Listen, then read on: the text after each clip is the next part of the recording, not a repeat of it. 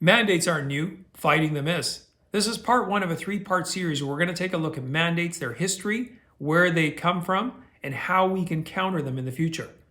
For those of you who think mandates are a new phenomena just over the last 2 years, I would argue that they're much older than that. Yes, over the past 2 years, they've been in our face, literally, with the COVID mandates such as masks, distancing, injections, and all their other ugly cousins. But they began much, much earlier than that. Just hop into the DeLorean with me and we can go back to the future. I'm a car enthusiast, and just in that industry alone, mandates and regulations that had to be adopted by the manufacturers and the rest of us have changed the landscape over the past 50 years. From emissions to energy to safety. Now, I'm not saying that each one of them was terrible, but were they all necessary? And how much did they drive up the prices overall? It doesn't stop with that. This has permeated everywhere. Just look at today's appliances, such as dishwashers and washing machines, for example. In a quest to make them more energy efficient, you have to use them twice as much to get the same results as the ones from a bygone era. Make sense? No?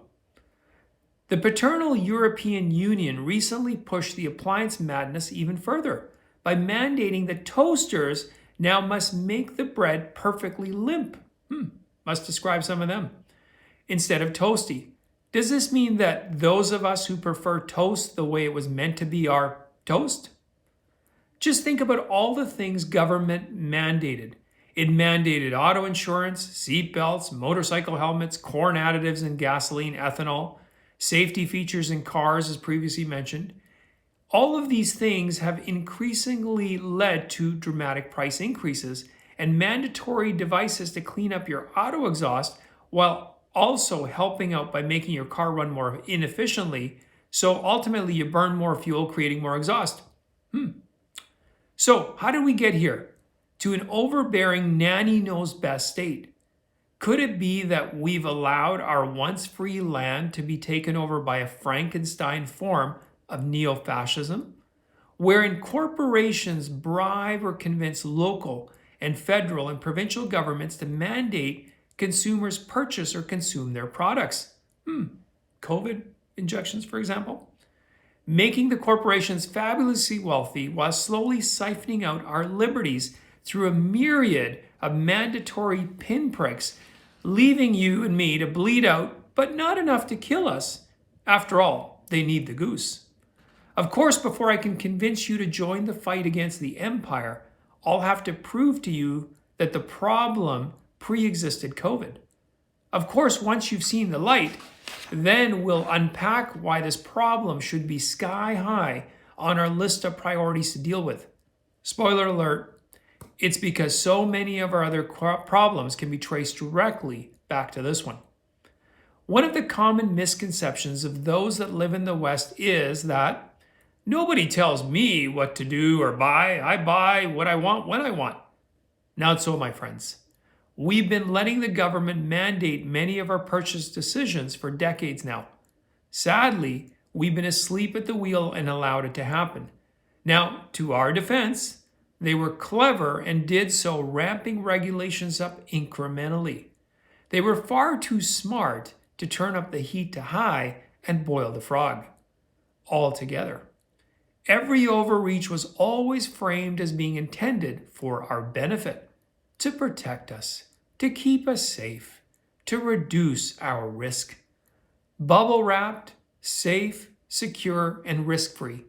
Not like our dumb ancestors who preceded us prior to the 70s and who failed to comprehend the benefits of surrendering autonomy just to make sure they were snug as a bug in a rug. The good news is that COVID proved beyond a shadow of a doubt that mandates are getting completely out of control. And unless we intervene, are only going to ramp up to infinity and beyond. Don't believe me? No problem. Exhibit number 1, ladies and gentlemen. In their quest to save the environment and by extension the planet, California has relegated gas cars to the garbage heap of history. They're on borrowed time and mandated to be obsolete by the government experts. So, the first principle is this: we participated in our own destruction by conceding that it is government's job to urgently address all kinds of risks that comes along. We can't put on our own big boy pants, so we need them to do it for us.